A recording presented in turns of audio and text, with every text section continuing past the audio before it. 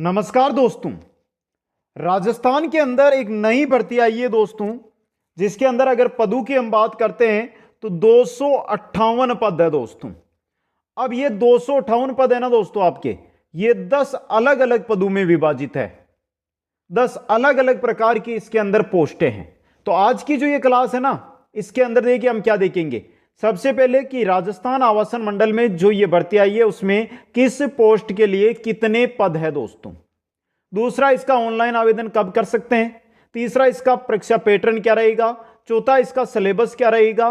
पांचवा, इसके अंदर जो 10 है उनके लिए आपको योग्यता क्या चाहिए। सबसे बड़ी चीज है योग्यता। योग्यता आपको क्या क्या चाहिए जिससे आप पढ़ सके दोस्तों। और पांचवा रहेगा वो रहेगा दोस्तों, इसका एग्जाम कब तक होगा और सीटी की आवश्यकता है या नहीं दोस्तों।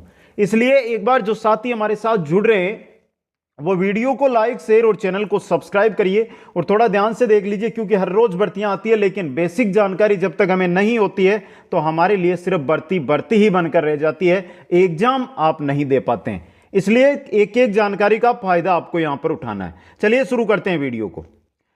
देखिए, सबसे पहले मैं पदों की बात करूंगा। पदों से पहले नॉर्मल जानकारी आपको दे देता हूं। ये राजस्थान आवासन जो मंडल है उसके द्वारा ये भर्ती है। पहले क्या था कि जो ये भर्ती 258 पद पर हो रही है, 2 सेकंड देखिए, जो ये भर्ती है आपकी 258 पद। अब देखिए बहुत सारे साथी बोल रहे हैं कि ये इसमें 53 पद और जुड़ने वाले हैं दोस्तों। 53 पदों की संख्या और जुड़ने वाली है इसके अंदर। याद रखना, बहुत इंपॉर्टेंट चीज है आपके लिए। ये 53 पद है वो और जुड़ने वाले हैं। अब वो जुड़ते कब तक है उसके बारे में अभी हम कुछ नहीं कह सकते। 313 पदों के आसपास ये भर्ती है वो होने वाली है, समझ गए। लेकिन ये 258 पद है ना, ये अराजपत्रित है, ये राजपत्रित होंगे। तो ये पद आगे आएंगे, इसकी विज्ञप्ति आ जाएगी, लेकिन अभी तक इसकी विज्ञप्ति नहीं आई है दोस्तों। सिर्फ 258 पदों की विज्ञप्ति है वो जारी की गई है अभी तक, समझ गए यहां से। अब चलिए सबसे पहले एक बार आप धीरे धीरे पदों को देख लीजिए, फिर हम जानकारी लेंगे आगे। आज का शायद आप सभी साथियों ने एक बार पढ़ लिया होगा, पदों के नाम आपने पढ़ लिए होंगे। तो देखिए यहां पे कंप्यूटर ऑपरेटर है, सहायक प्रोग्रामर 6 पद। डेटा एंट्री ऑपरेटर सूचना सहायक में 18 पद। परियोजना अभियंता कनिष्ठ सिविल डिग्री 40 पद। परियोजना अभियंता कनिष्ठ सिविल डिप्लोमा, डिग्री डिप्लोमा अलग अलग चीजें हैं ये, 60 पद। परियोजना अभियंता कनिष्ठ विद्युत डिग्री 11 पद। वरिष्ठ प्रारूपकार 4 पद। कनिष्ठ प्रारूपकार 10 पद। विधि सहायक कनिष्ठ विधि अधिकारी कितने पद है, 9 पद है। इसके अलावा कनिष्ठ लेखाकार के 50 पद है और कनिष्ठ सहायक के 50 पद है।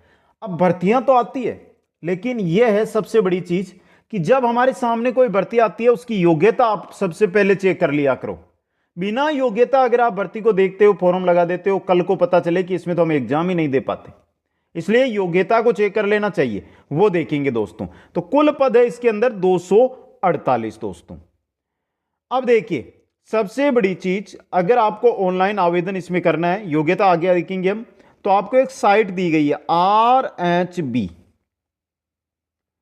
exam.in। अगर आप इसको पूरी देखना चाहते हैं तो मैं नीचे दिखा दूंगा आपको। देखिए यहां पे ये रहा RHB exam.in, RHB exam.in। वैसे तो अर्बन राजस्थान गवर्नमेंट.in पर आप जाकर जानकारी ले सकते हैं, लेकिन सबसे महत्वपूर्ण साइट है वो है जहां से आपको ऑनलाइन आवेदन करना है, RHB exam.in। देखिए इस पर जो एग्जाम का फॉर्म आपको भरना है उसकी शुरुआत की डेट है 19 जुलाई 2023। एंड डेट है आपकी 18 अगस्त 2023। इससे पहले आपको आवेदन करना है। उम्र की अगर मैं बात करता हूं तो देखिए उम्र रखी गई है इसके अंदर 18 वर्ष से 40 वर्ष। 18 वर्ष से 40 वर्ष दोस्तों, 18 से 40 वर्ष है जो इसके अंदर उम्र है वो रखी गई है दोस्तों। इंपॉर्टेंट चीज है आपके लिए। अब देखिए उम्र की गणना की जाएगी ना, वो की जाएगी 1 जनवरी 2024 के अकॉर्डिंग। 1 जनवरी 2024 के अकॉर्डिंग उम्र की है वो गणना यहां पर की जाने वाली है दोस्तों। ये बेसिक जानकारी हो गई। अब देखिए आगे हम बात करते हैं सिलेबस की। सिलेबस सबसे इंपॉर्टेंट चीज है दोस्तों। सिलेबस है वो क्या रहेगा दोस्तों, सिलेबस और परीक्षा पैटर्न दोनों एक ही चीज में देख लेंगे। देखिए 150 क्वेश्चन आपके आने वाले हैं इसके अंदर, 150 क्वेश्चन। प्रत्येक जो क्वेश्चन रहेगा ना आपका वो 3 अंक का रहेगा, मतलब कुल अंक कितने हो जाएंगे आपके, 450 अंक हो जाएंगे। समझ गए। दूसरी बात यहां पे देखिए 150 क्वेश्चन और 3 घंटे का आपको समय दिया जाएगा। 150 क्वेश्चन 180 मिनट के अंदर आपको सोल्व करने दोस्तों। अब देखिए 450 अंक हो गए, एक क्वेश्चन सर 3 अंक का रख दिया, क्या नेगेटिव मार्किंग रहेगी या नहीं रहेगी, तो इसके अंदर नेगेटिव मार्किंग भी रहेगी। दूसरी आयु बताई थी मैंने 18 से 40, उसमें संशोधन कर लेना 18 से 40 है, लेकिन जो आरक्षित वर्गों को कैटेगरी को छूट मिलती है वो छूट इसके अंदर दी जाएगी दोस्तों। छूट के अंदर ये नहीं है कि कुछ बदला गया, छूट जो रहती है 3 वर्ष 5 वर्ष वो छूट इस भर्ती के अंदर भी देखने को आपको मिलने वाली है दोस्तों। ये इंपॉर्टेंट जानकारी है आपके लिए।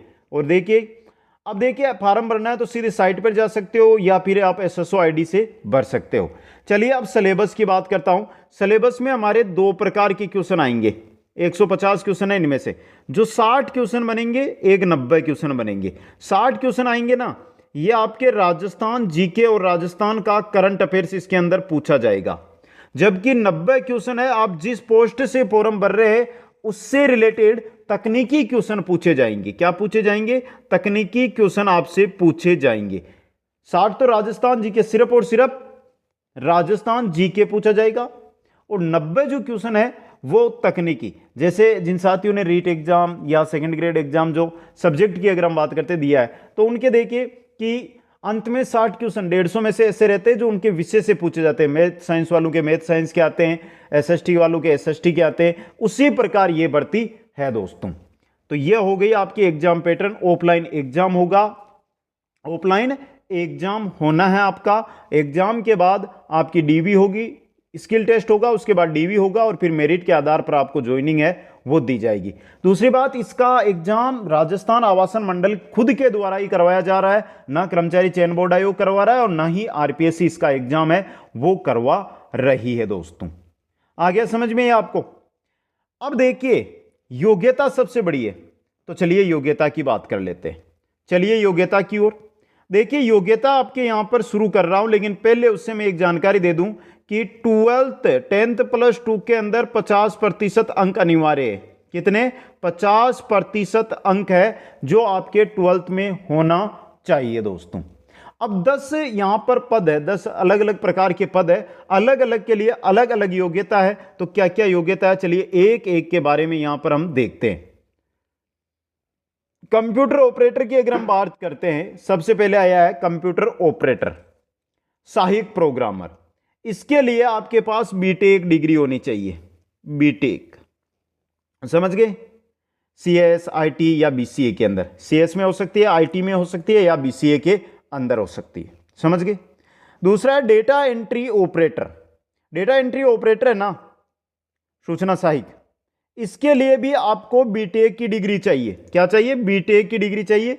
किसमें, सीएस हो, आईटी हो, बीसीए हो या पीजीडीसी जो कंप्यूटर कोर्स होता है ना, वो अगर आपके पास है तो भी आप फॉर्म लगा सकते हैं।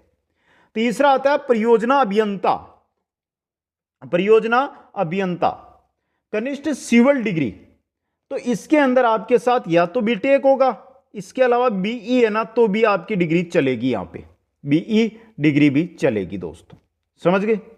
आगे आता है परियोजना अभियंता कनिष्ठ विद्युत डिग्री, सॉरी ऊपर वाला रह गया ना, परियोजना अभियंता कनिष्ठ सिविल डिप्लोमा।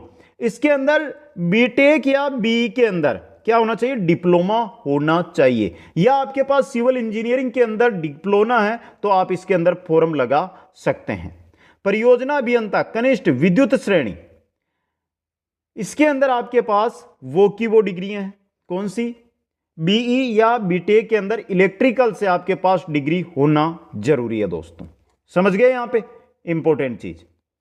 अब अगला आता है हमारा वरिष्ठ प्रारूपकार। इसके अंदर आपको डिग्री चाहिए, वो ड्राफ्ट मैन में चाहिए, ड्राफ्ट मैन में, ड्राफ्ट मैन की डिग्री चाहिए। इसमें तो डिग्री चाहिए, और जो कनिष्ठ प्रारूपकार है इसके अंदर डिप्लोमा चाहिए दोस्तों, डिग्री और डिप्लोमा इन दोनों के अंदर हो गया। अब आता है विधि सहायक। विधि सहायक के लिए LLB low, degree in low LLB ये आपकी चलेगी। आगे आता है कनिष्ठ लेखाकार यानी जूनियर अकाउंटेंट, इसके अंदर आपके पास कॉमर्स के अंदर डिग्री होनी चाहिए। किसमें? कॉमर्स के अंदर डिग्री है वो होनी चाहिए दोस्तों। ये भर्तियां तो एक फिक्स पद के लिए चल रही है, एक फिक्स डिग्री को लेकर चल रही है, लेकिन जो अगली भर्ती है ना कनिष्ठ सहायक वाली, ये आपके पास अगर ग्रेजुएशन है और कोई कंप्यूटर कोर्स है तो आप इसके अंदर अपना फॉर्म है वो लगा सकते हैं दोस्तों। तो देखिए कोई जानकारी मैंने मेरे दिमाग से नहीं छोड़ी है, फिर भी कोई जानकारी आपके बाकी रहती है, आपको चाहिए तो आप यहां पे आइए, इंस्टाग्राम दिया गया मेरा, वहां पर जाकर आप मैसेज कर दीजिए। आप सभी साथियों को बहुत बहुत धन्यवाद। वीडियो को लाइक शेयर और चैनल को सब्सक्राइब करना। जय हिंद, जय भारत।